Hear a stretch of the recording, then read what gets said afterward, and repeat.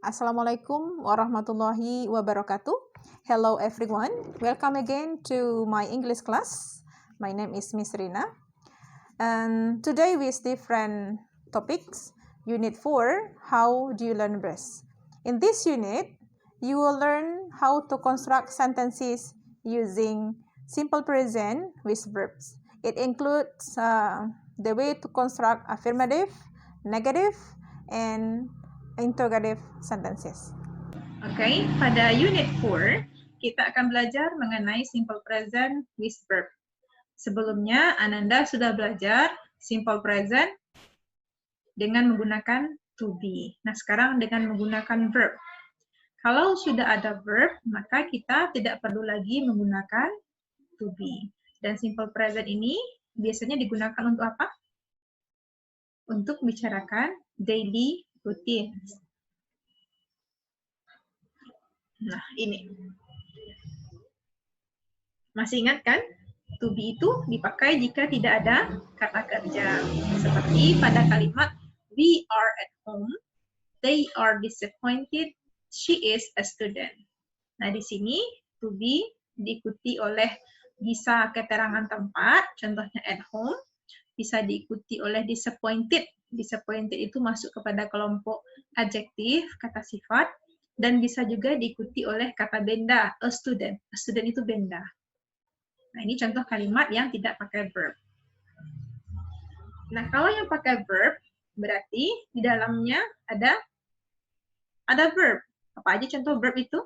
Ini semua verb yang ada di layar, itu adalah action verb. Ada go, cook, buy, wash, write, sleep, play, sell, kick, sweep, study, borrow, move, swim, eat, take a bath, pay, clean, drive, food. Banyak lagi yang lainnya. Ananda bisa menambahkan di buku catatannya. Nah, pada simple present, verb yang kita gunakan adalah verb 1, seperti pada tabel yang tadi sudah Ibu presentasikan. Jadi, kita tidak perlu menambahkan dengan apapun, kecuali nanti kalau subjeknya tunggal. Nah, silakan dibaca ini ya. Simple present digunakan ketika kita ingin membicarakan tentang satu kegiatan rutin, itu yang dilakukan berulang kali, meskipun frekuensinya tidak terlalu sering. Contohnya, I visit my grandmother once a year. Atau mungkin walaupun mengunjunginya sekali 20 tahun, itu tetap juga dihitung sebagai sesuatu yang rutin. I visit my grandmother once in 20 years. He takes a bus twice a day. Nah, di sini beda. Ketika subjeknya I, dia visit saja, tidak pakai apapun. Tapi ketika kita menggunakan subjek he, ada penambahan S pada kata take-nya. Nanti kita bahas ini pada slide selanjutnya. Selain dari itu, simple present juga digunakan untuk mendeskripsikan kebenaran umum, fakta berlaku umum. Kayak the sun rises in the east, matahari terbit di timur, or water boils in 100 degree Celsius. Air mendidih pada suhu 100 derajat Celsius. Kebenaran umum yang berlaku sepanjang masa, maka itu menggunakan simple present. Nah, bagaimana caranya kita buat kalimat dengan simple present untuk mendeskripsikan kegiatan kita sehari-hari? Sangat gampang sekali. Kita menambahkan subjek, kemudian verb, objek, dan adverb. Tapi, ingat ya, syarat sah berdirinya sebuah kalimat itu adalah adanya subjek dengan verb. Maka objek dan adverb tidak selalu muncul dalam kalimat, tidak wajib ada dalam kalimat. Tapi tergantung kebutuhan. Cuma kalau subjek dengan verb itu adalah sesuatu yang harus ada. Kalau tidak ada salah satunya, maka dia bukan kalimat. Nah, di sini subjek itu, kalau subjek pronoun, ada I, you, they, we, kemudian ada she, he, it. Nah, di sini Ibu bagi dua, I, you, they, we, dengan the students-nya pakai S menunjukkan kalau studentnya lebih dari satu. Ruli and Budi itu lebih dari satu juga. Nah, yang ini Ayu Dewi, the students, Ruli and Budi, dan berbagai bentuk subjek jamak lainnya Ibu taruh di kelompok 1. Sementara di kelompok 2 ada she, he, it. The student tanpa ada penambahan s menunjukkan studentnya tunggal. Kemudian Ruli tanpa adanya budi, tunggal dia, itu berada di kelompok 2. Jadi yang kelompok 1 tadi itu untuk yang jamak, kecuali I dan you ya. I dan you itu bukan jamak. You ada yang jamak, ada yang tunggal. Tapi I itu kan tunggal. Cuma dalam buat kalimat dia digolongkan kepada kelompok yang sama karakternya dengan yang subjeknya jamak. Nah, kalau dia berada di kelompok 1 atau jamak subjeknya, verbnya tidak pakai apa-apa, write saja. Ini contohnya write. Kalau pergi, go saja.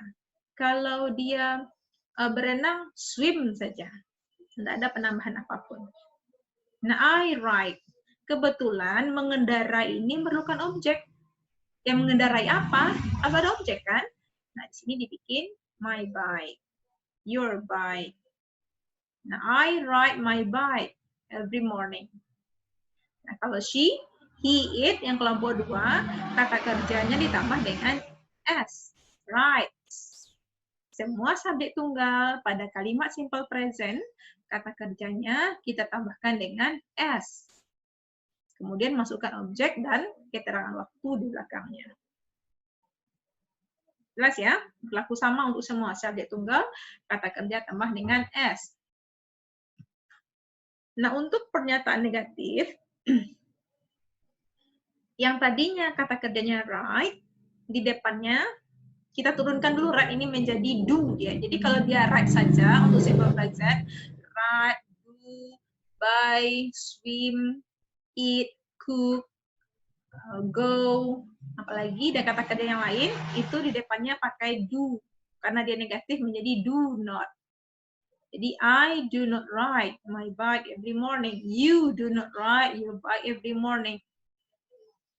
Jadi tambahkan do not atau disingkat menjadi don't. Sementara untuk kata kerja yang tadinya pakai s, ya she rides tadi kan pernyataannya, jadikan ya tambahkan di depannya does not. Dan kembalikan ride ke bentuk semula. Mana s-nya, Miss? S-nya sudah berpindah ke does itu. Jadi, kalau sudah ada does, kata kerja kembalikan ke bentuk semula. Oke. Untuk bertanya, yes atau no question, itu pertanyaan yang jawabannya ya atau tidak, sangat gampang sekali. Tadi di slide sebelumnya, kalau seandainya subjeknya Ayu, Dewi, atau subjek jamak, maka dia pakai don tadi kan. Don itu kan ada unsur do-nya. Maka do-nya itu tarik ke depan. Dia menjadi do I write. Jadi tinggal pindahkan aja ke depan.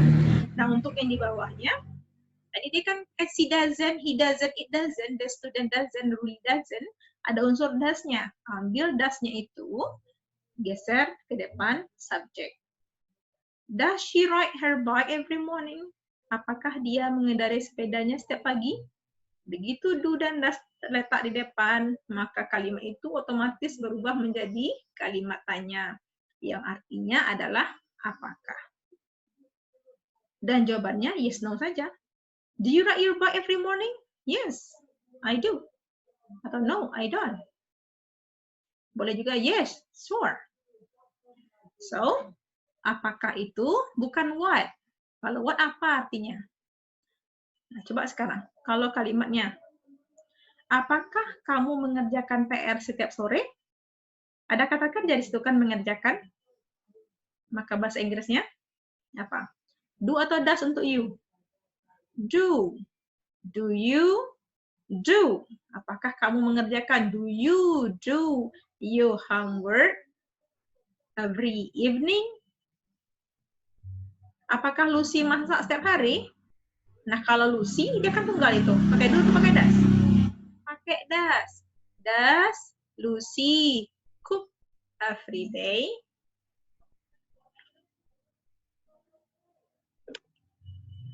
Bisa ya. Next, bagaimana kalau seandainya kita mau membuat pertanyaan dengan menggunakan question word. Caranya gimana? Tempatkan saja question word-nya itu bisa what, bisa who, bisa where, bisa when, why, dan how di depan kalimat. Di depan kalimat yang ada do does-nya tadi. Tadi kan sudah ada do I ride my bike every morning. Nah, ambil kapan itu bahasa Inggrisnya kan when. When itu taruh di depan do. Kemudian dia menjadi when do I ride my bike? Every morning-nya kita hilangkan karena kita menanyakan waktu. Itu untuk jawaban nanti. When do you ride your bike? Every morning. When do they ride their bikes? Every morning. Nah, sama yang di bawah juga begitu. Yang kelompok 2 tadi kan pakai das. Udah, tempelin aja when-nya di depan das. Maka dia akan menjadi kapan.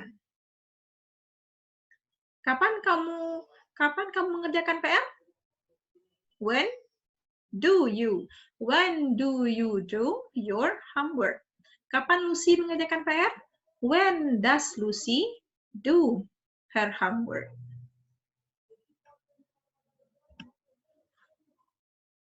Nah, ini untuk penggunaan what lagi. Tadi kan pakai when, sekarang yang pakai what. Tempatkan aja what-nya di depan. Hilangkan bahagian yang ditanyakan. What do you write every morning? Nah, my bike-nya dihilangkan ya, karena itu jawabannya. What do you ride every morning? My bike. What do you ride every morning? My motorbike. Nah, jawabannya terserah apa yang dikendarai. Apa yang dia kendarai setiap pagi? What does she ride? Nah, jadi kalau udah bisa menempatkan do dan does di depan kalimat, maka untuk pertanyaan lanjutannya tinggal menambahkan question word-nya saja di depan dan hilangkan bahagian yang ditanya. Nah, khusus untuk who, ketika kita menanyakan subjek, maka tidak perlu pakai do atau does. Kayak siapa yang mengendarai sepeda saya sepagi? Bukan who does ride, tapi who ride saja. Who ride my bike every morning? Nah, di sini kalau Anda menuliskan who rides pakai rides gitu tulisannya juga boleh jika asumsinya yang mengendarai sepeda itu satu orang. Kalau mengendarai satu orang lah ya, satu sepeda kan satu orang yang bawanya. So, who rides my bike every morning? Bolehkah who ride saja seperti yang ada di tabel? Boleh. Jadi terserah saja. Kalau asumsinya satu orang, pelakunya lebih dari satu, who ride. Dan subjek dihilangkan karena itu nanti untuk jawaban. Nah, pelajari contoh berikut. Kami belajar bahasa Inggris setiap hari Selasa. We study English every Tuesday. Tidak ada penambahan apapun pada kata study-nya. Kenapa? Karena ini proses belajarnya kan berulang-ulang. Selasa sekarang, Selasa depan, Selasa berikutnya. Jadi terus terjadi secara reguler. Ini menunjukkan kalau dia simple present. Kami tidak belajar bahasa Inggris pada hari Rabu. We don't study English on Wednesdays. Tidak belajarnya.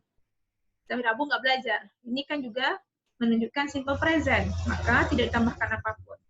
Miss, kenapa dia pakai Wednesday-nya pakai S?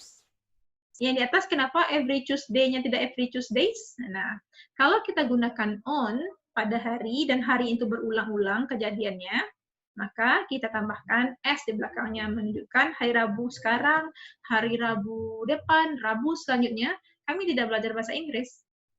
Kalau pakai on-nya, kalau pakai every, tidak usah pakai S. Apakah kamu belajar bahasa Inggris setiap hari Selasa? Ingat, apakah bukan what. Kalau apakah itu, tempatkan do atau does di depan kalimat pada simple present. Nah, do you study English every Tuesday? Kapan kamu belajar bahasa Inggris? When do you study English?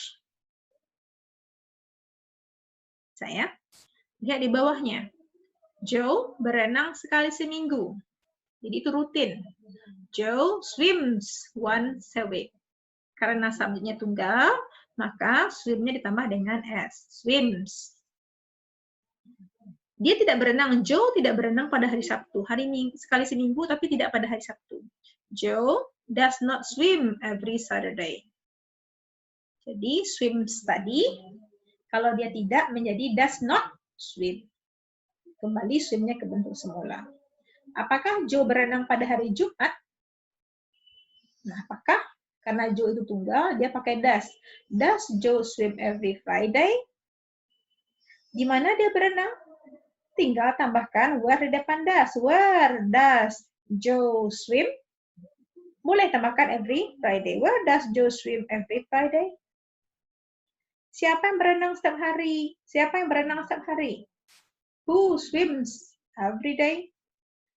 Miss boleh dihilangkan S-nya, Miss, kayak who swim every day? Boleh. Jika kita berasumsi yang berenang itu banyak. Banyak yang berenang setiap hari. Who swim every day? Nah, kalau ragu, boleh nanti bertanya di forum atau di grup WA masing-masing kelas. Oke. Untuk selanjutnya, silakan dilanjutkan dengan latihan dan kuis yang ada di e-learning 2. Thank you. See you next time. Assalamualaikum warahmatullahi wabarakatuh.